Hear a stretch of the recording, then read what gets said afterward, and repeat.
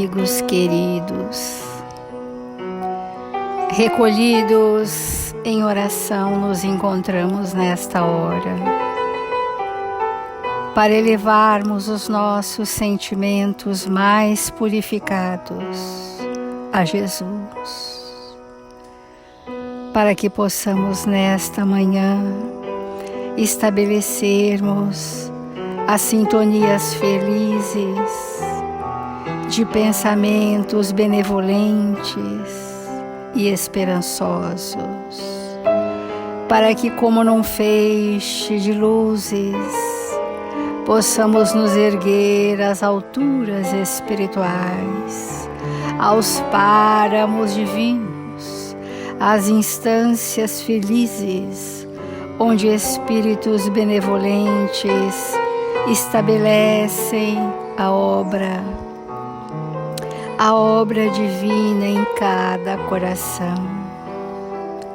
Aqui estamos, Senhor Jesus, amado Mestre, em Seu nome reunidos, na intenção de doarmos as singelas oferendas dos nossos sentimentos à multidão dos aflitos. Aqui estamos, Senhor, pequeninos e incipientes, que nos reconhecemos ser, porém encorajados nas lutas de cada dia, fortalecidos nesta fé que desponta em nossos pensamentos a cada dia mais. Aqui estamos, Senhor Jesus, que os amigos espirituais façam-nos instrumentos dignos e úteis, onde quer que estejamos, para que a nossa existência na Terra seja pautada no trabalho do bem constante. Obrigada, amigos queridos. Obrigada, Senhor Jesus. E que assim seja, Mestre.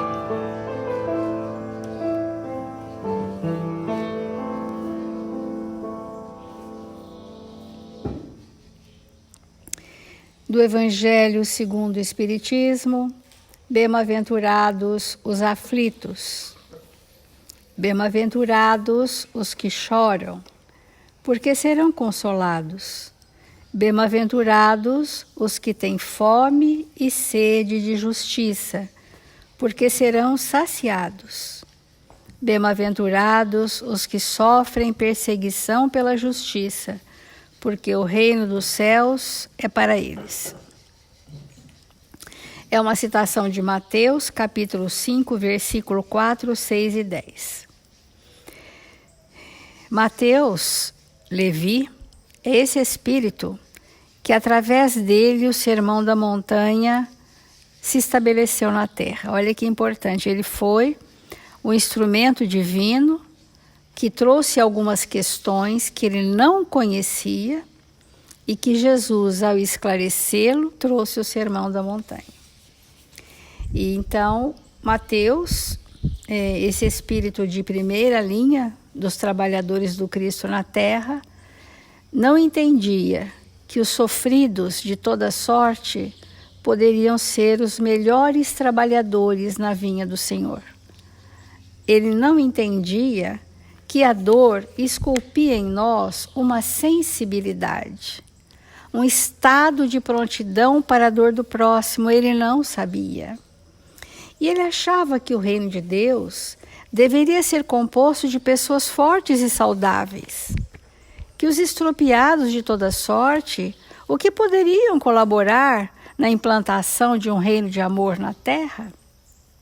Ao que Jesus responde a ele, que quando nós estamos em dor, nós estamos mais prontos, mais sensíveis à dor do outro.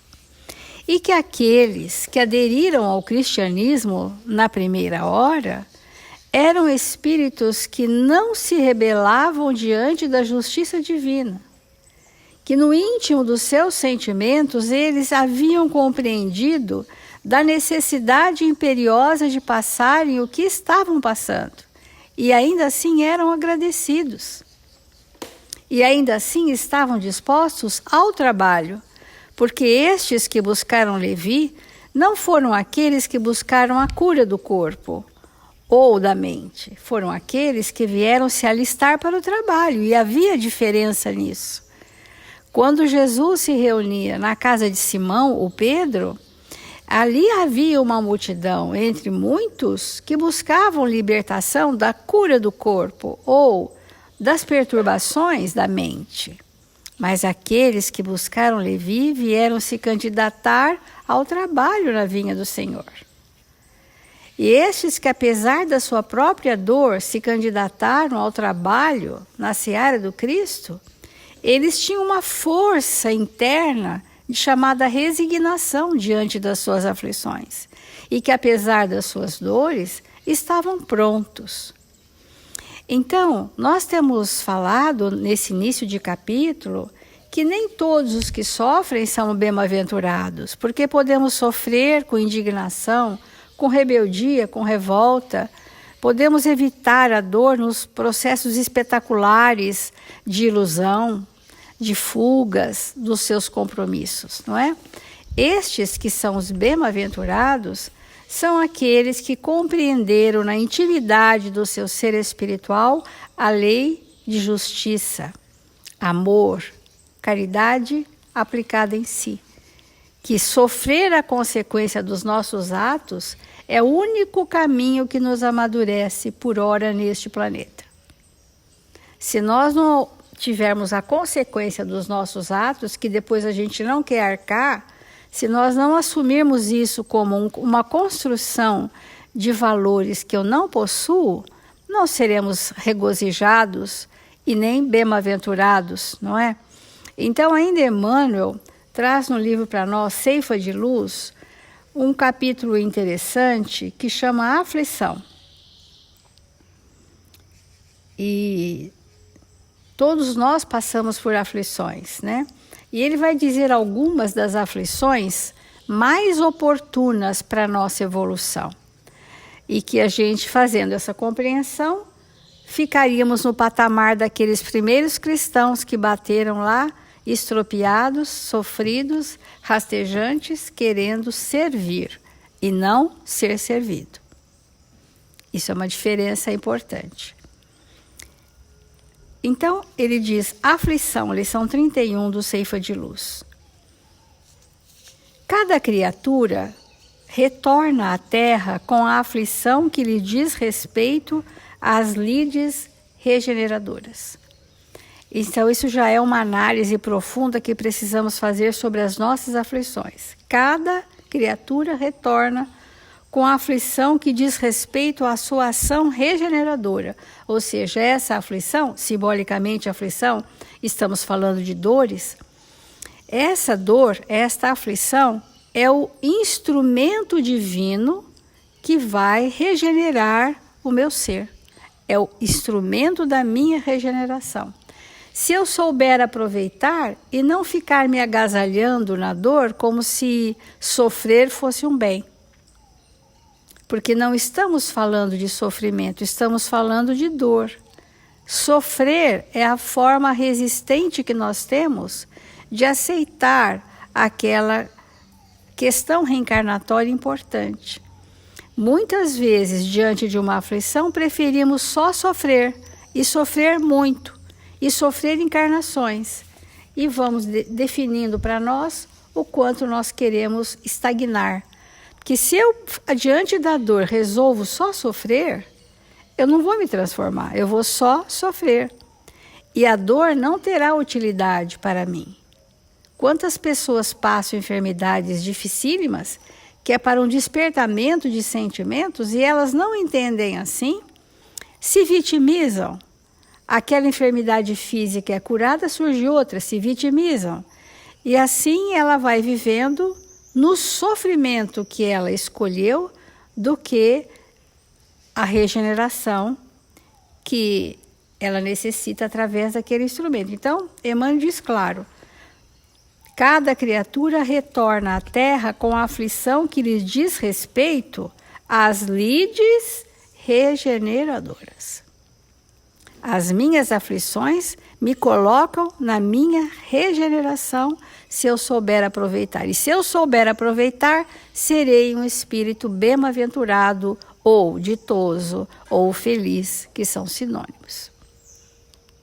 A aflição, que nos expressa o passado renascente ou nos define o débito atuante na contabilidade divina, porque todo esse capítulo vai falar da justiça de Deus, né? De como nós estamos dentro do amor e da caridade dos espíritos amorosos para nos conduzirem à justiça.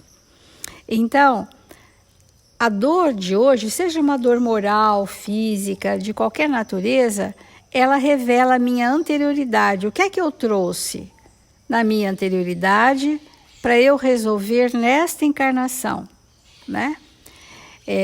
E pode ser que eu adquira sofrimentos desnecessários, que nós vamos chamar de causas atuais das nossas aflições, que depois nós vamos mergulhar nesse pensamento. Mas é importante nós sabermos o que eu trouxe do meu passado, da minha anterioridade, como instrumento da minha regeneração, é aquilo que eu dou conta, que eu sou capaz, que eu vim preparado. Mas se no meio do caminho, pelos estímulos do mundo, eu me desvio, aquilo vai passar a ter um peso maior para nós, né? Então ele vai dizer aqui, Emmanuel, algumas das grandes aflições humanas e que nós vamos devagar nos enquadrando em quase todas, né? Às vezes uma prevalece, mas já passamos por outras, que diz assim: a primeira coisa que as pessoas acham que é sofrimento é enfermidade. Toda enfermidade as pessoas categorizam como sofrimento. Mas ela pode ser apenas uma dor de acordar-nos, para nos lembrar todo dia que nós precisamos melhorar naquele aspecto. E se todos os dias nós fizermos uma ação transformadora do modo de pensar, do modo de sentir, essa dor ela vai se aliviando profundamente. Então aqui é a enfermidade que o tempo trará inevitável, quando precisa, ao campo de nossos impulsos inferiores. Se não fosse os freios da dor, nós estaríamos algo mais destrambelhados. Porque não tendo ainda freios morais, filtros morais, nós nos deixamos arrastar pelas nossas más tendências. E o imperativo do amor é cercear aqueles que estão ainda muito primitivos ou crianças espirituais. Quando uma criança pega um instrumento cortante, nós não vamos permitir que ela permaneça com aquele objeto cortante, porque ela não sabe lidar. Embora esse objeto cortante seja útil em outro ambiente da casa. Então, é honroso nós pensarmos que assim como nós, pais humanos infalíveis, limitamos a criança do perigo, a justiça divina nos tira do perigo, cerceando a nossa liberdade e muitas vezes através da enfermidade. Mas quando nós tivermos essa compreensão, que agradável será, que honroso será uma enfermidade limitante, quando eu disser, olha, eu não soube agir com as minhas escolhas. Agora eu vou saber, porque esta limitação me conduzirá a caminhos que eu nunca percorri.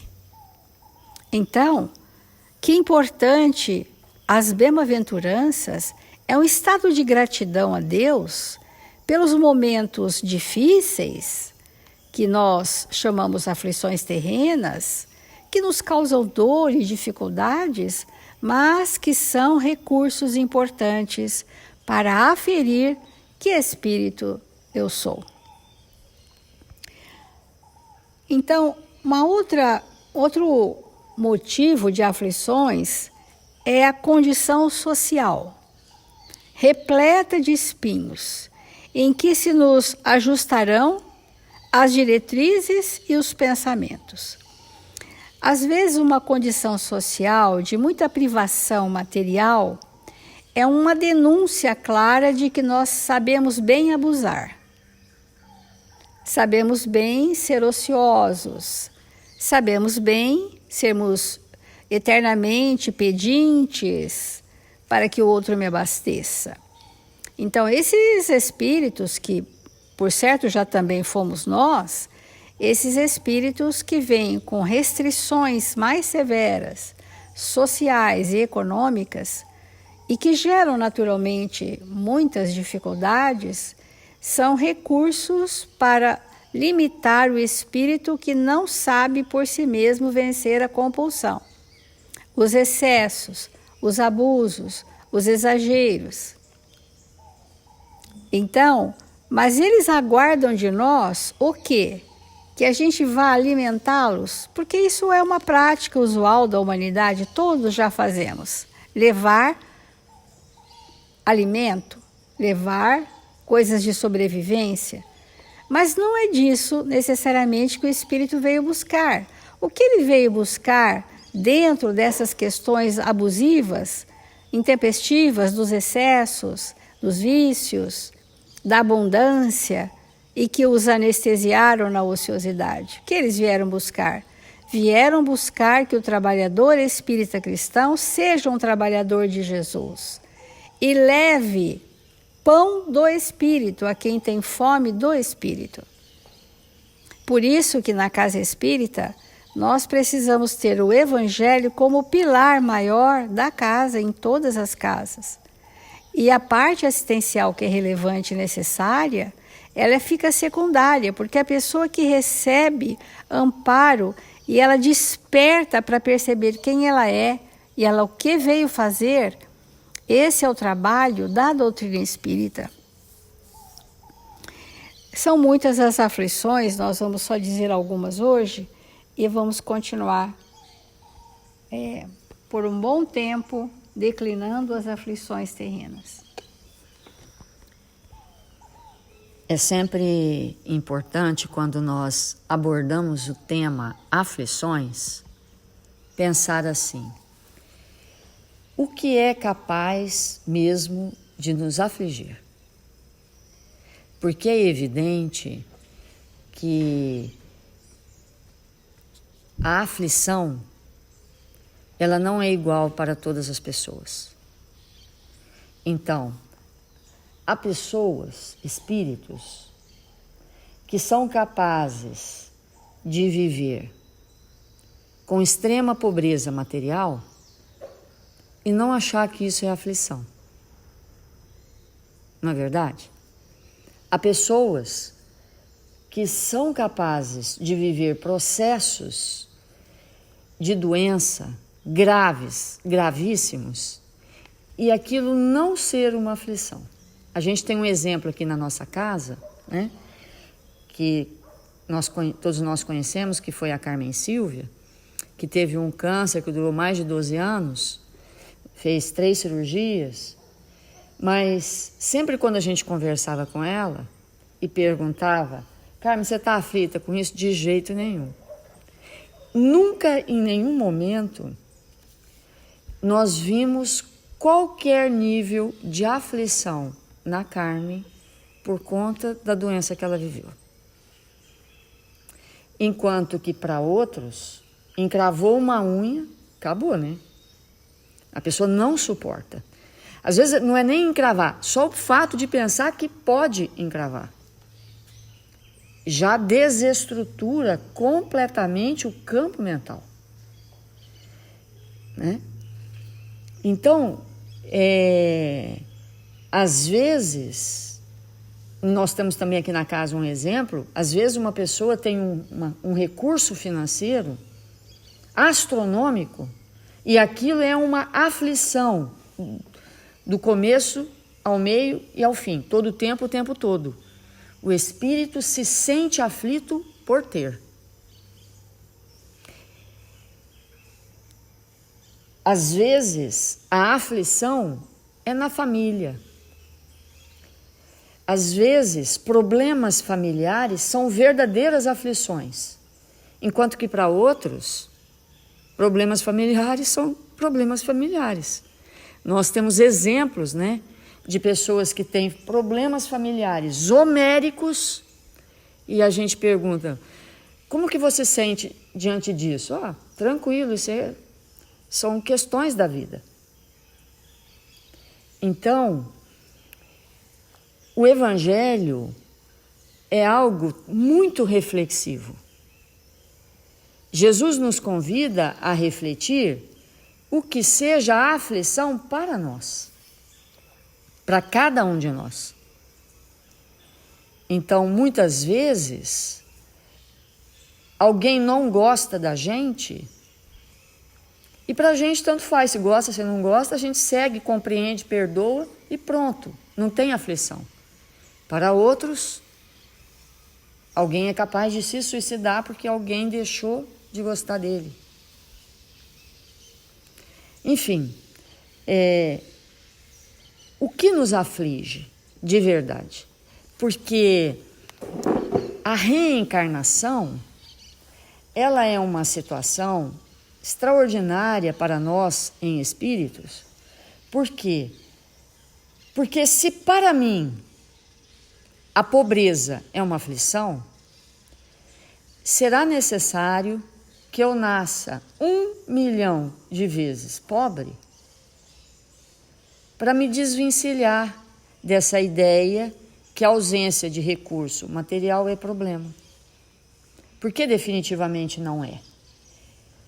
Porque quando o espírito compreende que quando estamos com ausência de possibilidades materiais, é porque a vida está nos convidando a servir a Deus com outros recursos que não sejam materiais.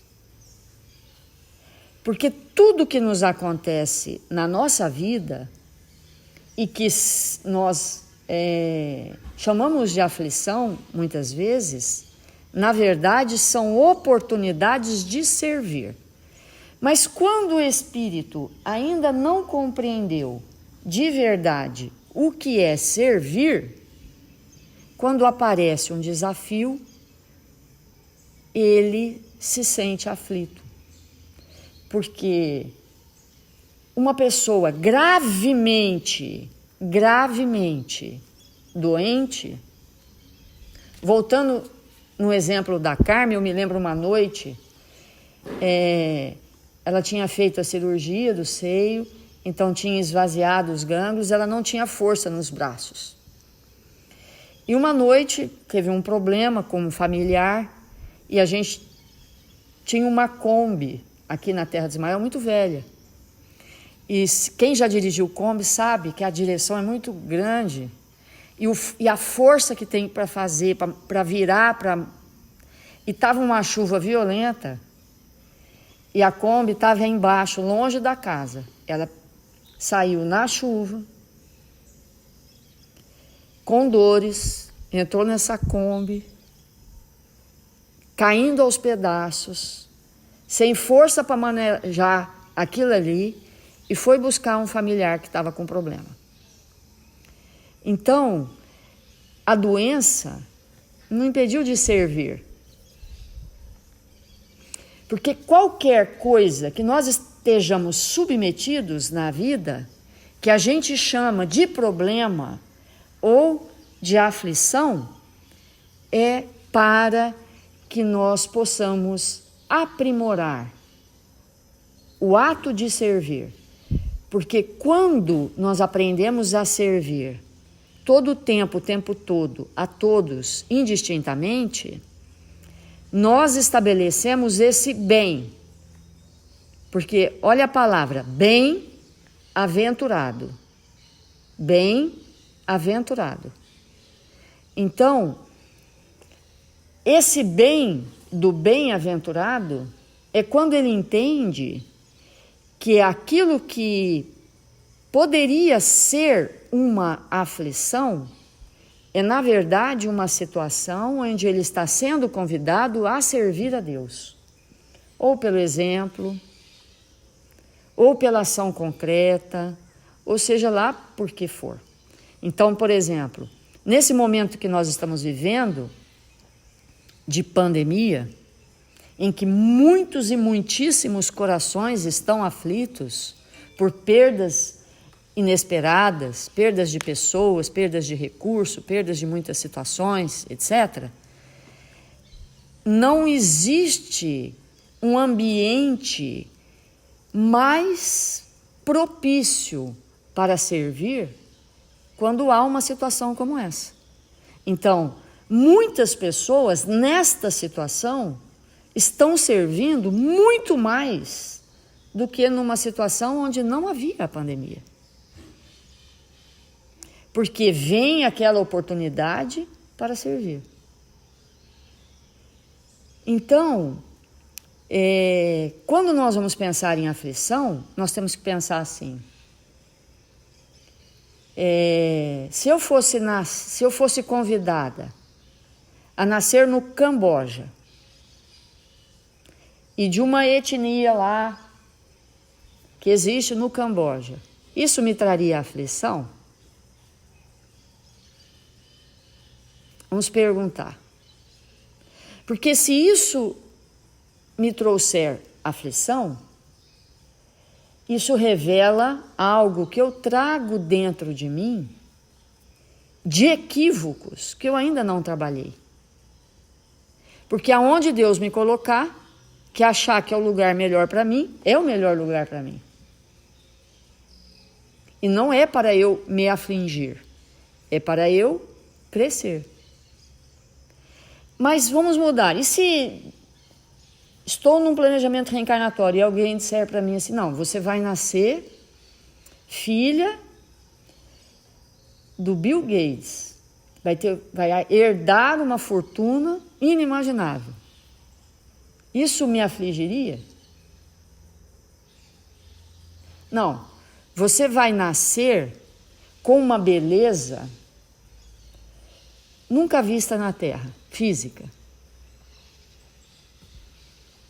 Ou com uma deformidade que vai espantar as pessoas.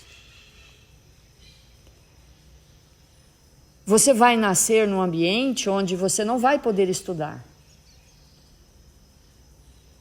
Você vai nascer, enfim.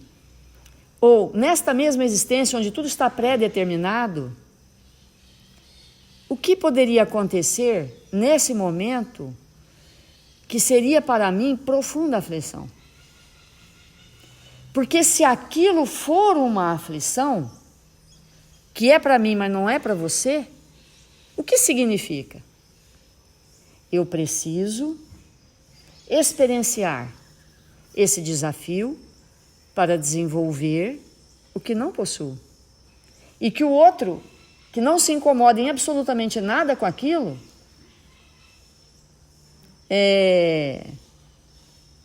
tem serenidade ante aquela situação. Por isso que a aflição que nós estamos passando nesse momento, seja ela qual for, na medida que nós olharmos para nós mesmos, olharmos para a nossa intimidade e percebermos: nossa, isso é para mim uma aflição. Então veio retirar de mim uma aresta encravada no espírito que eu sou, que me impede de ser um espírito ditoso, feliz. Porque o espírito feliz, quem é o espírito feliz? Venha o desafio que vier, seja como for, eu tenho amparo divino, eu tenho amigos, eu tenho fé, eu tenho confiança, e nada é para sempre. A dor vai durar o tempo de eu me transformar. Então é justo, justíssimo, e é uma maravilha. Olhar para a vida sobre esse ângulo, causa o que em nós? O que causa? Então, olha, a gente às vezes recebe uma pessoa, a pessoa fala assim, não, eu tenho medo de ter filho. Olha o mundo aí, como é que eu vou pôr um filho nesse mundo? Imagina se o meu pai e minha mãe tivessem pensado nisso e tivessem me deixado para lá, né? Aguardando outras oportunidades. Quão sofrimento seria para mim permanecer onde eu estava, que certamente não devia ser bom lugar. Então, que bênção nós trazermos um espírito para evoluir nesse momento. Quanto maior o desafio, maior a oportunidade nós teremos de avançar. E vai acontecer algo talvez terrível com o nosso filho, tanto quanto aconteceu conosco. E se acontecer, é a necessidade dele, porque é filho do mesmo pai que nós, que ama igualmente. Então esse movimento que nós vamos fazer da alma, tem algo que me entristece agora? Tem algo que me entristece? Se tem, nós temos que abrir a nossa mente, o nosso coração para compreender. Porque a tristeza, ela é algo natural, muito natural do ser humano, que tem sensibilidade. Nós temos o direito de nos entristecer com coisas que muitas vezes não concordamos, não achamos que deveria ser daquele jeito, etc. e tal. Então, a tristeza é uma coisa natural. Mas, nos tornarmos aflitos, sem propósito, aí nós já temos que olhar para nós mesmos e buscar entender o que nós não temos na nossa intimidade que precisa ser desenvolvida para superar aquela situação com equilíbrio. Essa é a questão. Porque no momento em que a gente entende isso, a vida vai se tornando mais leve. Vai se tornando algo agradabilíssimo de se viver. Então, esse movimento que o Evangelho vai fazer conosco, para nos libertar, o Evangelho, o capítulo 5 do Evangelho segundo o Espiritismo, que é o maior capítulo, é o mais longo dos capítulos, ele tem uma finalidade na nossa vida como espírito. Qual é? Nos libertar definitivamente das aflições que não nos levam a lugar nenhum.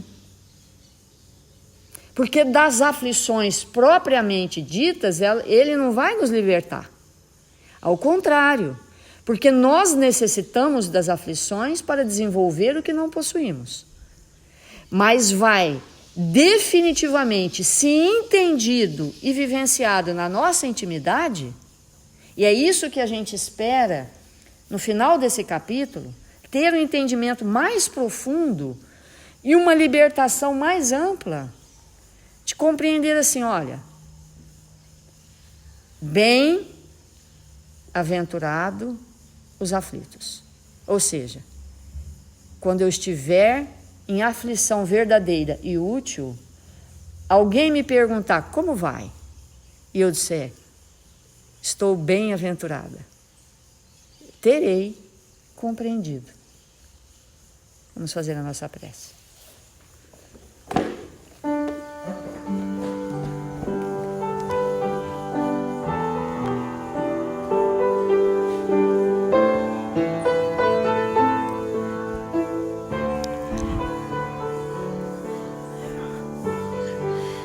Senhor Jesus, divino amigo das nossas vidas, nós nos encontramos aqui, em Seu nome, Senhor, rogando ao Seu Espírito amoroso que nos envolva uma vez mais. Que sejamos nós, Senhor, aqueles a vivenciar estas lições de vida eterna. 1000 vezes obrigado, Pai, porque nos encontramos aqui, amparados por Jesus, nosso Mestre, que veio à Terra trazer para nós este Evangelho que há de nos sustentar para sempre, aonde quer que nós nos encontremos. Abençoa, Senhor, todos nós que nos encontramos aqui em Seu nome, para que a nossa vida seja coroada de bênçãos pelas nossas ações no bem. Que sejamos aqueles a envolver todos os espíritos que nos cercam, para que possamos servir em Seu nome, oferecer do que temos de melhor. Ampara-nos e fortalece-nos. Socorre a nossa intimidade, Senhor, e permite que onde quer que nos encontremos, possamos fazer o melhor. Rogamos ao Seu coração amoroso, Senhor, que nesta hora abençoada possa envolver todos os nossos irmãos que se encontram necessitados de saúde, de amparo. Rogamos, Mestre, que nesse momento esta equipe socorrista possa buscar aqueles mais necessitados e envolvê-los com amor. Que nesse instante o Senhor nos abençoe e nos fortaleça. E rogamos pelo Brasil, Senhor, para que nós, brasileiros, possamos nos tornar operosos, fazendo o melhor a cada dia. Que sejamos honestos, dedicados ao trabalho. Que possamos servir todos aqueles que nos buscarem e que nos dão a oportunidade de nos tornarmos melhores. Que o Senhor nos abençoe e nos fortaleça, agora e sempre.